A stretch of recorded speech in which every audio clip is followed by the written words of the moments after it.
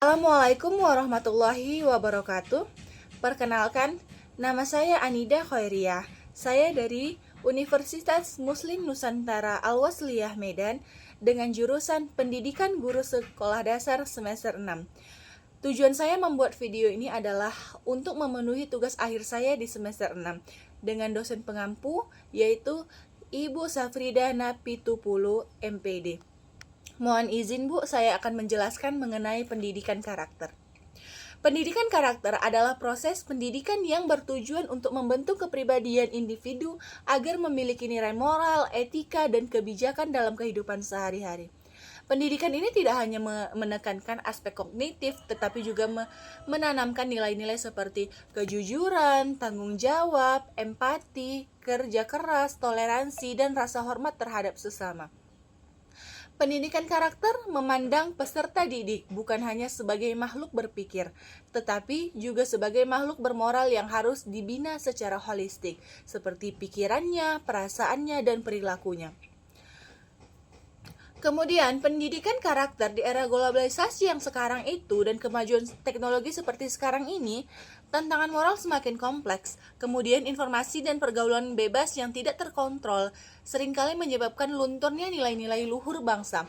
Fenomena seperti perundungan atau biasa yang kita sebut sebagai bullying, korupsi, intoleransi, kekerasan pelajar, hingga dekadensi moral remaja itu menunjukkan bahwa pendidikan akademik moral remaja menunjukkan bahwa pendidikan akademik saja tidak cukup. Diperlukan pendidikan karakter sebagai pondasi utama dalam membentuk generasi yang tidak hanya cerdas secara intelektual, tetapi juga matang secara emosional dan spiritual. Kenapa ya harus ada pendidikan karakter? Karena pendidikan karakter itu bertujuan untuk membentuk manusia yang berkarakter baik, bertanggung jawab, dan mampu memberikan kontribusi positif dalam kehidupan bermasyarakat, berbangsa, dan bernegara. Kemudian, pendidikan karakter juga bertujuan sebagai membentuk pribadi yang berintegritas dan menjunjung nilai-nilai kejujuran. Berarti artinya pendidikan karakter ini bertujuan untuk membangkit nilai kejujuran dalam diri manusia. Kemudian menanamkan semangat nasionalisme dan cinta kepada tanah airnya. Kemudian mendorong pengembangan sikap mandiri, disiplin, dan kreatif. Kemudian apalagi ya? Kemudian ada mengembangkan empati dan kemudian bekerja sama. Tidak hanya itu, pendidikan karakter juga memiliki nilai-nilai. Apa saja nilai-nilainya? Nilai-nilainya adalah religius, yang dimana religius ini contohnya bisa dengan menghargai perbedaan dan melaksanakan ajaran agama. Kemudian jujur. Apa itu jujur? Jujur adalah konsisten antara kata dan perbuatan.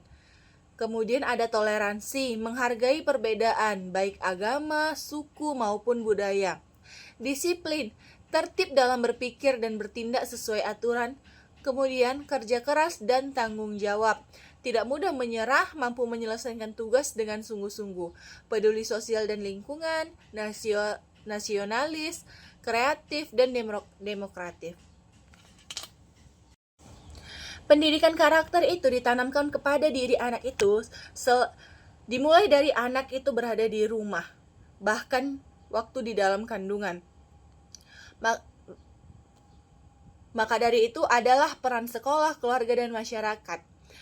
Pendidikan karakter itu bukan hanya tanggung jawab sekolah, tetapi juga tanggung jawab keluarga dan masyarakat.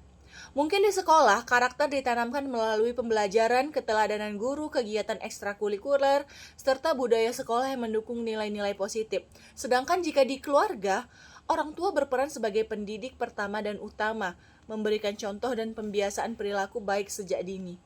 Kemudian di masyarakat, lingkungan yang aman, sehat, dan suportif akan memperkuat nilai-nilai karakter yang sudah ditanamkan di rumah dan di sekolah. Kemudian pendidikan karakter di Indonesia, Indonesia telah memasukkan pendidikan karakter dalam kurikulum Merdeka dan program Gerakan Nasional Revolusi Mental. Selain itu juga berbagai kegiatan seperti pramuka, OSIS, kegiatan bakti sosial, dan program sekolah Adiwiyata juga diarahkan untuk mendukung pembentukan karakter peserta didik. Meski begitu, untuk membentuk karakter di dalam diri para remaja-remaja pasti ada tantangan dan harapan. Tantangan utamanya dalam pendidikan karakter itu biasanya kesenjangan antara teori dan praktik. Masih banyak keteladanan yang tidak konsisten dari tokoh publik, kurangnya komitmen institusi pendidikan, dan pengaruh budaya instan. Namun, dengan kolaborasi yang kuat antar elemen bangsa dan pendekatan yang konsisten, pendidikan karakter diharapkan dapat melahirkan generasi unggul yang berakhlak mulia.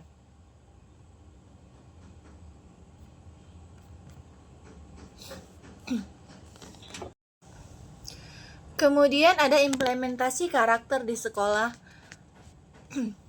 bisa melalui kurikulum.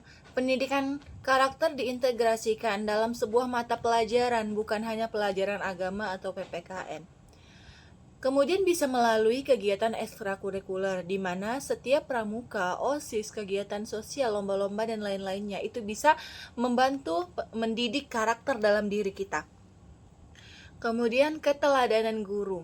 Guru yang menjadi role model sangat penting karena peserta didik cenderung meniru gurunya. Jadi maksudnya itu seperti ini. Jika guru berbuat baik di depan anak-anak muridnya, otomatis anak-anak muridnya akan meniru apa yang telah diperbuat oleh gurunya. Maka dari itu, untuk menjadi guru, kita harus paham apa yang diakibatkan jika kita tidak melakukan hal-hal yang baik. Maka dari itu, untuk para guru bisa memberikan contoh yang baik kepada muridnya. Kemudian budaya sekolah. Sekolah dengan budaya positif, misalnya bebas dari kekerasan, bullying, dan korupsi, lebih efektif dalam membentuk karakter. Kemudian tantangan berikutnya itu ada di pendidikan karakter, yang dimana tantangannya itu bisa dari kurangnya keteladanan dari tokoh masyarakat atau pemimpin, pengaruh negatif media sosial dan teknologi, minimnya keterlibatan orang tua, masih kuatnya pendekatan akademik daripada nilai-nilai moral di sekolah.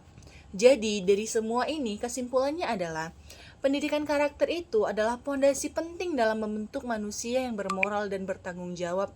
Ini bukan hanya tugas sekolah, tetapi juga keluarga dan masyarakat. Pendidikan karakter yang kuat akan menciptakan generasi yang tidak hanya cerdas, tetapi juga berintegritas dan siap menghadapi tantangan zaman dengan sikap dan nilai yang baik.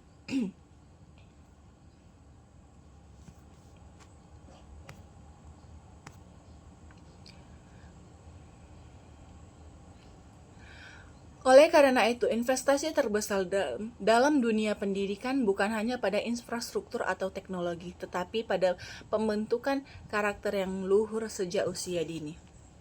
Nah, jadi begitu mungkin penjelasan saya mengenai pendidikan karakter.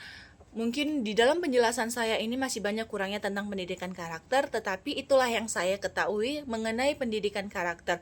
Kenapa saya ingin membahas tentang materi pendidikan karakter? Karena pada zaman sekarang, remaja-remaja seperti saya atau remaja lainnya, kami kurang dekat dengan budaya dalam. Jadi kami lebih cenderung mengikuti budaya luar yang dibilang tidak cocok dengan kami.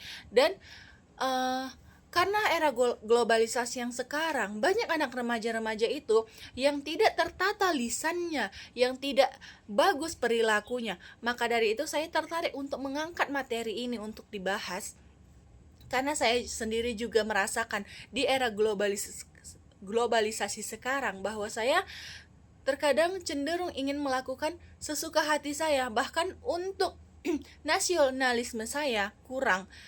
Kenapa bisa seperti itu? Karena era globalisasi sekarang itu banyak orang-orang yang tidak menormalisasikan nasionalisme, sehingga saya pun terikut.